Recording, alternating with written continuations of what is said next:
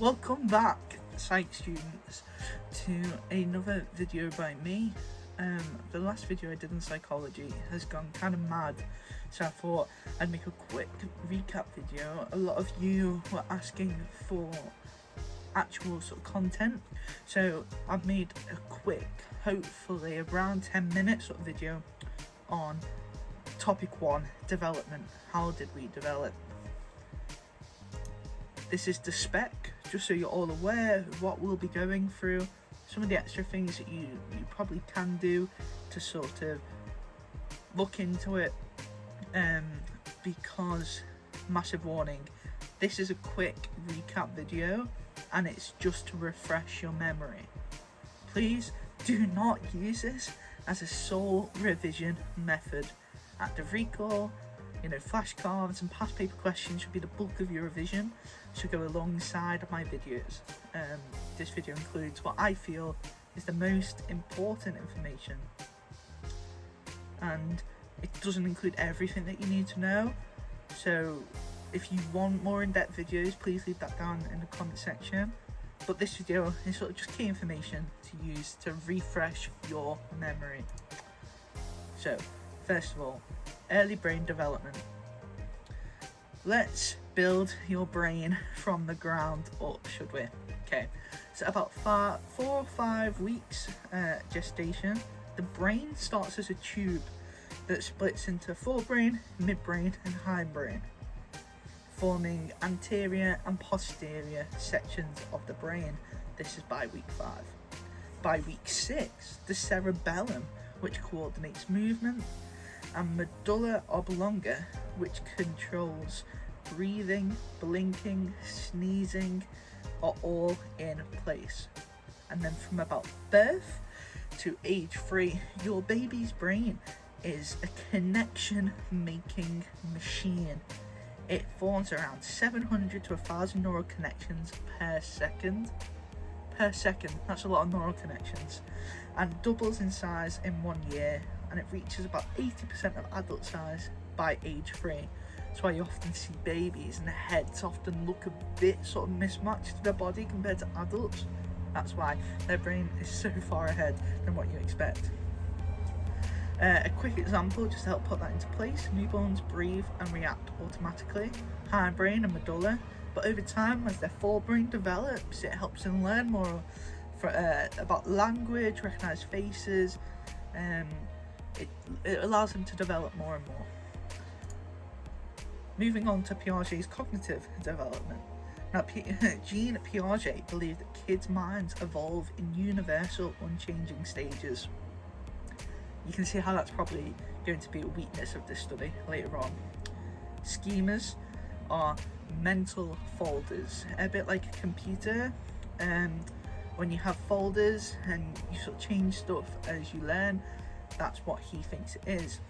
So assimilation adds new info into a folder or a schema, and accommodation creates a new folder.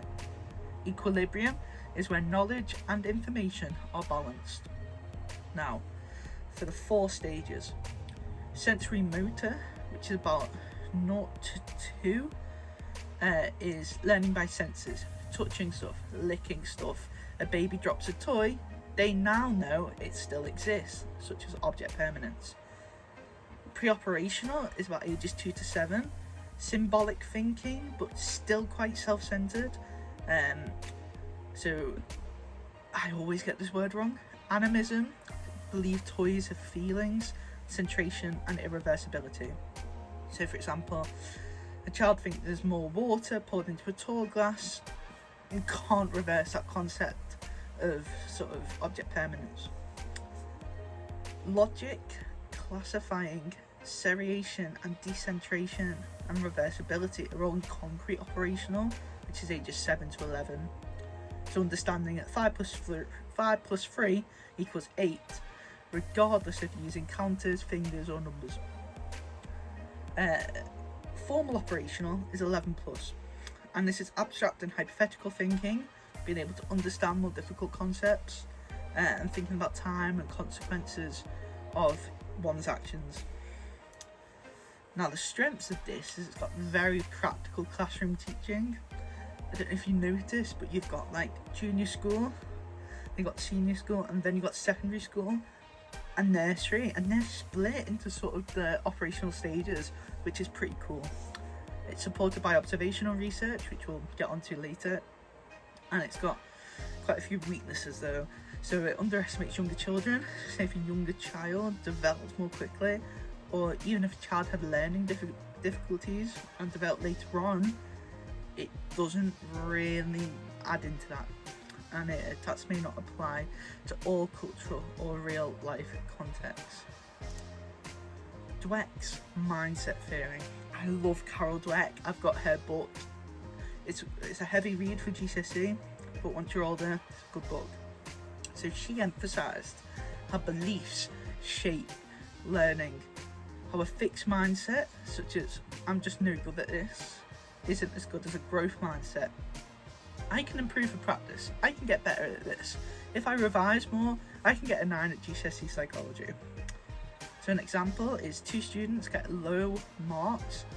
One gives up, which is a fixed mindset. No way I can get better than this. And the other sees it as a challenge, works harder, revises more, watches my videos, and gets the higher grade. So process praise. You've worked so hard, builds resilience over person praise. You're so clever. You're so clever is a fixed sort of idea. However, you've worked so hard, you can always work harder. So that's an idea of a growth mindset, which is why often in school your teachers will go, wow, you've tried really hard, or you could have tried harder, because it's trying to sort of build up a growth mindset. They probably don't know the psychology behind it, but they definitely know the tools to use. Exactly. So that's why it's a strength. It used in schools. However, it may oversimplify quite complex factors. Willingham's learning theory. So Daniel Willingham grounded his advice in cognitive science. Facts before skills. You cannot analyse without facts. Right, if I look at a chair, I know that the fact is that those 4 legs are going to keep me up. So I can analyse that chair.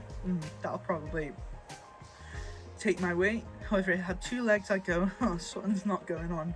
Something's not right going on here. Learning is like muscle building. So if you do maybe GCSE PE, you'll know about hypertrophy, where as you do muscle exercises, the little tears in your muscle, which makes it get bigger, and the more you do that, the bigger your muscles get. So that's why bodybuilders train. They don't just happen like that unless they're using steroids. And learning is like that, muscle building. Repetition strengthens memory. Cognitive strategies such as chunking. So whenever you recall a phone number, you'll often chunk it into bits. And also retrieval, active recall. Go watch my other videos on active recall. Physical, so muscle memory through repetition, spaced repetition, and learning by copying others, which comes back to sort of learning theory. And also when you go to sort of social science, social psychology, it's really, you see that a lot in there. There's a little example you can read. So strengths is evidence-based, but it doesn't address cultural and emotional differences explicitly. Piaget and Helder, 3 mountains task. Now, I've just done a little summary of each study. However, you need to know a lot more information. I'd use your own notes because each school may give different information, but this is the main things that you need to know, okay? The aim. Can kids see from other people's perspective? They're testing egocentrism. Kids view a model of 3 mountains. A doll is placed elsewhere. They choose what the doll sees. Kids under 7 fail. They show what they can see due to egocentrism. And then kids older would succeed because they can understand different perspectives. Strengths, it was controlled demonstration of a stage theory, whether it lacks real world realism for kids. Gunderson et al. Parent praise study. How do early words from parents affect later motivation? So parents of toddlers were observed. 5 years later, researchers assessed the children's mindset. Findings: process praise, you tried so hard, equals a growth mindset. Other person praise, you're smart, fixed mindset. There is a high real world validity, but a possible observer bias. Obviously, parents would act differently if there was a other person in the room. Morality and cognitive development. Right. Issues and debates, you just got to drill in. I know it's horrid. Everyone hates issues and debates. Some are really interesting, some are really crap, but I'm just going to go through them quickly. Morality. So knowledge of right and wrong. It develops through reasoning stages. Kohlberg created these stages. Okay, pre-conventional. Avoid punishment, gain reward. I'll tell a teacher to avoid getting into trouble. That's an example. Conventional. Follows rules and seeks approval. Example. Recycling because that's what good people do. That's what good citizens do. That's what we're told to do. That's what a good person would do. And then ethical principles in sort of post-conventional. Helping an unsafe situation, even if it breaks the rules. It's a bit more sort of complex. So maybe it'll be like, I know this will get me into trouble, but it's helping someone. Is that helping someone outweighing the bad thing? Yeah.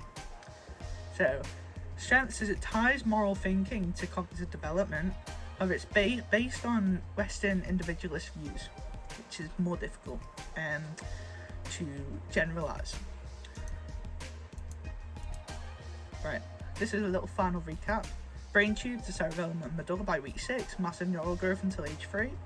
Piaget, sensory motors and formal operational stages, schemas, assimilation, accommodation. Dweck, growth versus fixed mindset, effort, praise builds resilience. Willingham, fact first, practice strengthens memory. Studies, you've got the 3 mountains, tasks and Goodlison's praise, and then morality, pre-conventional, post-conventional stages, and conventional in the middle. Exam tip, always include real life examples, evaluations, and key terminology. I know this is a really quick sort of refresher.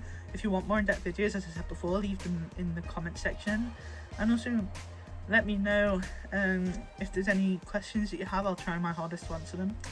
And yeah, hope your revision goes well. Let me know if you want any other sort of topics or even subjects, and I'll try and get them out to you. Right, thank you very much.